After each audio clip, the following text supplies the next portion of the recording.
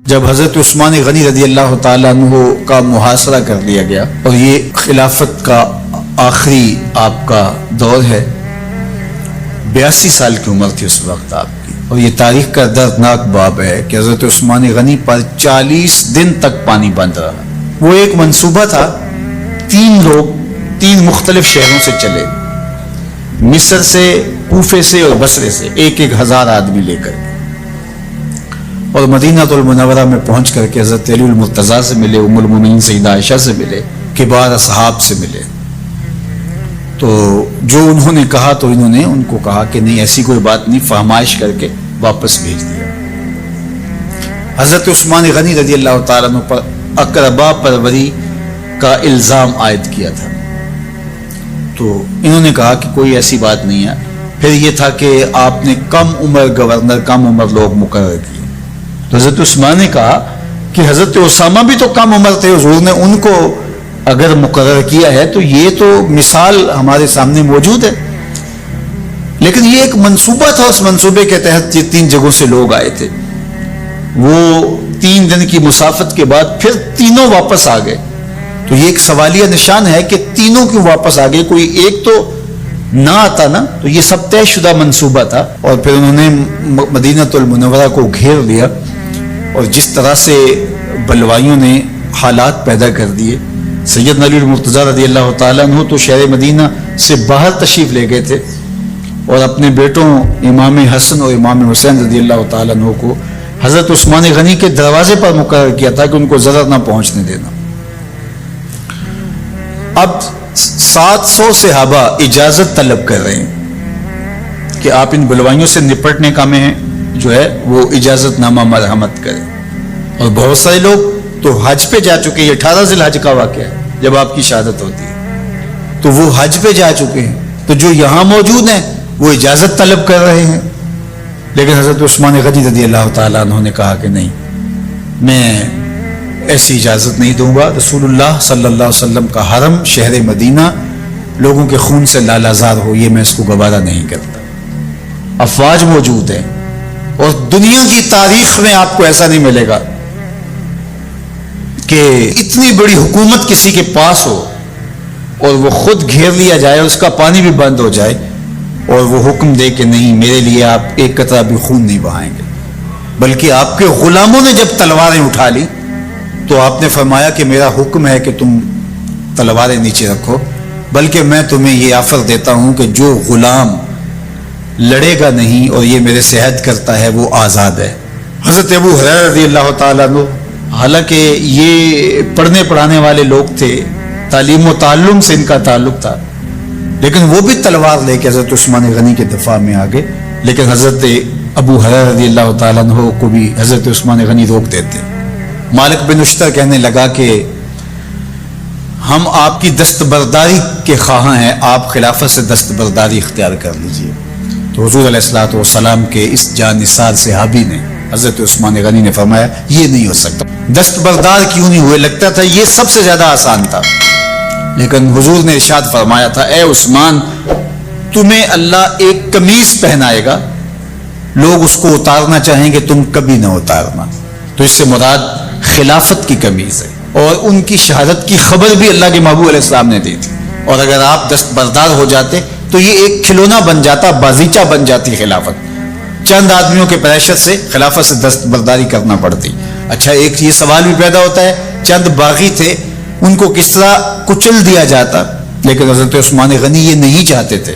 ایک تو یہ کہ مدینے کی حرمت پامال نہ ہو، اور دوسرا پورے عالم اسلام کو آگ لگانے کا جو منصوبہ تھا، 3 مختلف شہروں سے 1,000 آدمی لایا گیا ایک منصوبے کے تحت، اور انہیں لاشیں چاہیے تھیں، اور جو ان کے پیچھے کام کر رہے تھے نادیدہ ہاتھ، ان کا منصوبہ یہ تھا کہ یہاں سے مختلف سمتوں میں، یہ تینوں شہر مختلف سمتوں میں تھے، تینوں سمتوں میں جب لاشیں جائیں گی تو پورے عالم اسلام کو ہم جو ہے وہ خانہ جنگی کی آگ میں دھکیل سکیں گے۔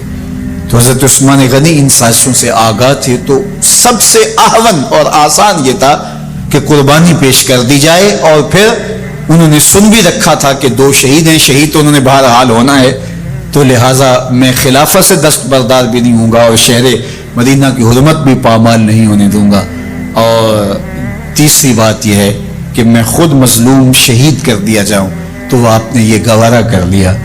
تو 18 ذوالحج تھا، جمعے کا ہی دن تھا، اور حضرت عثمان غنی رضی اللہ تعالیٰ عنہ روزے سے تھے، عصر کا وقت تھا، قرآن مجید کی تلاوت کر رہے تھے۔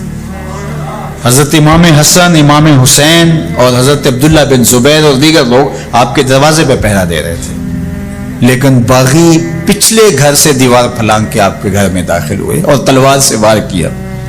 آپ کی زوجہ حضرت نائلہ آگے بڑھی اور ہاتھ سے روکنا چاہا، آپ کی انگلیاں کٹ گئی۔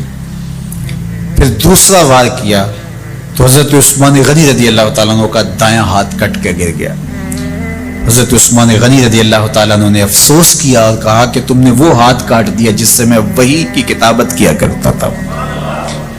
پھر اس کے بعد آپ پر 9 وار کیے گئے اور آپ کو شہید کر دیا گیا، اور آپ کا خون قرآن مجید پڑھتے ہوئے اس آیت پہ گرا، فَسَيَكْفِيكَهُمُ اللَّهُ وَهُوَ السَّمِيعُ الْعَلِيمُ۔ تو حضرت عثمان غنی رضی اللہ تعالیٰ عنہ مظلوم شہید کیے گئے، بھوکے اور پیاسے شہید کیے گئے، ظلماً شہید کیے گئے۔ حضرت عبداللہ بن عمر رضی اللہ تعالیٰ عنہ فرماتے ہیں کہ حضور فتنوں کا ذکر کر رہے تھے کہ فتنے ہوں گے، بہت بڑے فتنے ہوں گے۔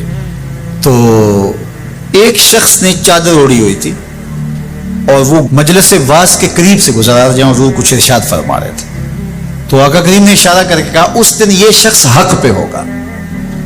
عبداللہ بن عمر کہتے ہیں کہ میں اٹھا اور جا کے دیکھا تو وہ حضرت عثمان تھے۔ تو میں نے حضرت عثمان کے چہرے کو پکڑ کے تھوڑا سا حضور کی جانب کیا اور میں نے کہا حاضہ حضور، یہ اللہ کے محبوب، میں ہاں یہی، جب فتنے ہوں گے تو فرمایا یہ حق پہ ہوگا۔ تو حضرت عثمان غنی رضی اللہ تعالیٰ عنہ حق کی راہوں کے مسافر، جنہیں حضور کی زبان سے شہید کہا گیا، اور شہید کسی کا انجام ہوتا ہے، تو حضور نے فرمایا یہ شہید ہوگا۔ شہید وہی ہوتا ہے جو بحالت ایمان اس دنیا سے راہ خدا میں اپنی جان قربان کرے۔ فرمایا فَإِنَّمَا عَلَيْكَ نَبِيٌّ وَصِدِّيقٌ وَشَهِيدَانٌ، اے پہاڑ رک جا، تو جانتا نہیں تیرے اوپر اللہ کا ایک نبی ہے، ایک صدیق ہے اور 2 شہید ہیں۔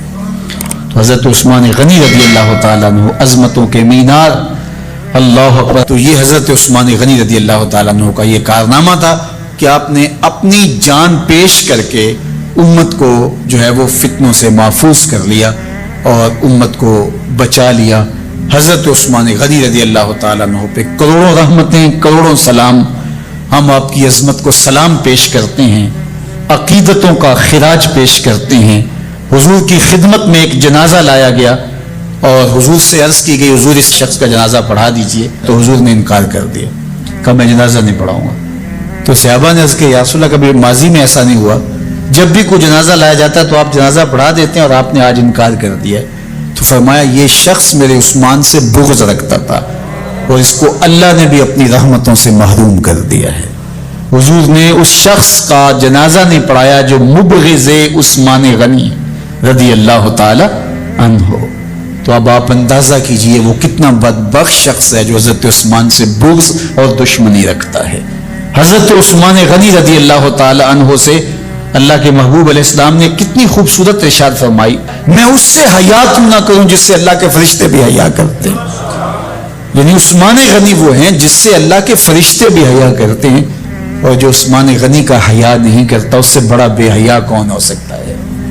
حاکم نے مستدرک کے اندر روایت ذکر کی ہے کہ بہت سارے صحابہ حضور کی بہت ساری خوبیوں کے مظہر تھے، اور سب سے زیادہ حضور کے خلق کے مشابہ حضرت عثمان غنی رضی اللہ تعالیٰ، اور خلق میں سب سے اونچا درجہ حیا کا ہوتا ہے۔ تو حضرت عثمان غنی رضی اللہ تعالیٰ عنہ حیا کے اس مقام پہ فائز المرام تھے جو انہی کا مقصود تھا۔ اللہ ہمیں حضور کے اہل بیت، حضور کے اصحاب، بلکہ حضور کے در کی مٹی کی تعظیم بھی نصیب کرے۔ اقبال نے کہا تھا خاک طیبہ از دو عالم خوش ترست، آن خنک شہرے کے آنجا دل برست۔ ہمیں تو طیبہ کی مٹی بھی اچھی لگتی ہے اس لیے کہ وہاں محبوب جو رہتے ہیں، تو محبت تو اس چیز کی متقاضی ہوتی ہے، محبوب کی راہوں کو بھی سلامی پیش کی جائے۔ تو جو حضور علیہ السلام کے ساتھ منسوب اتنی وقی نسبتیں ہیں ان کا احترام کیوں نہیں کریں گے؟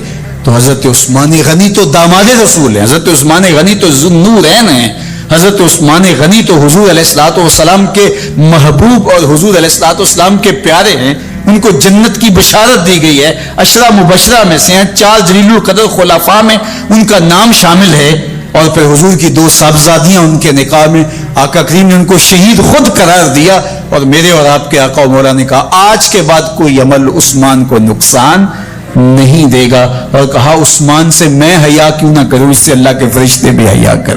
ایک دن حضور گھر میں تشریف فرما تھے اور نیم داراز تھے، لیٹے ہوئے تھے، اور آپ کی مبارک پنڈلی سے کپڑا ہٹا ہوا تھا، مرد کا پردہ گھٹنوں سے لے کر کے ناف تک ہے۔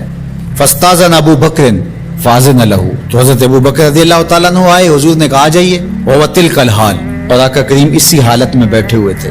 فتحدث، وہ بیٹھے اور حضور سے ہم کلام ہوئے۔ ثم استاذن عمر، پھر حضرت عمر آئے، انہوں نے اذن طلب کیا، تو حضور نے کہا آ جائیے، اور حضور اسی حالت میں تشریف فرما رہے۔ فتحدث، وہ بھی بیٹھے اور گفتگو چلتی رہی۔ ثم استاذن عثمان، پھر حضرت عثمان کی آواز آئی، حضور میں اندر آ سکتا ہوں؟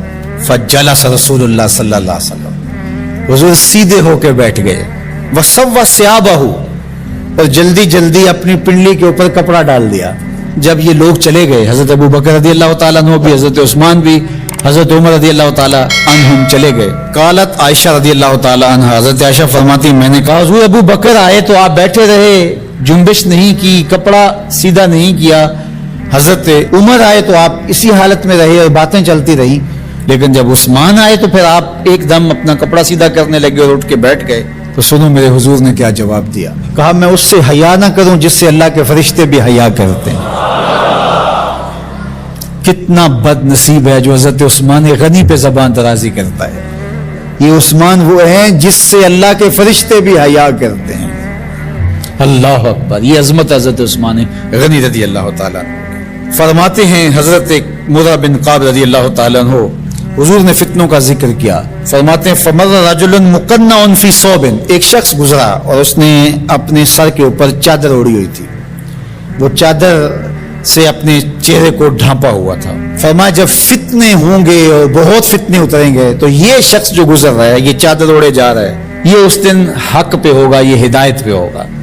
مرہ بن کعب کہتے ہیں میں دوڑا کہ میں دیکھوں یہ خوش نصیب کون ہے، تو جب نیڑے ہو کے دیکھا تو حضرت عثمان غنی رضی اللہ تعالیٰ، کہتے میں نے حضرت عثمان غنی کے سر کو پکڑ کے حضور کی جانب ان کا رخ پھیرا۔ فقلت ھذا، میں نے کہا حضور یہ؟ کالا نام، کہا ہاں یہی۔ حضور نے حضرت عثمان غنی رضی اللہ تعالیٰ عنہ کی طرف اشارہ کر کے کہا جب فتنے بہت زیادہ ہو جائیں گے تو یہ شخص اس فتنوں کے زمانے میں مظلوماً شہید کیا جائے گا۔ تو حضرت عثمان غنی رضی اللہ تعالیٰ عنہ پر 40 دن تک پانی بند رہا، اپنے گھر میں معصور ہو کے رہ گئے، سخت اذیتیں کاٹی۔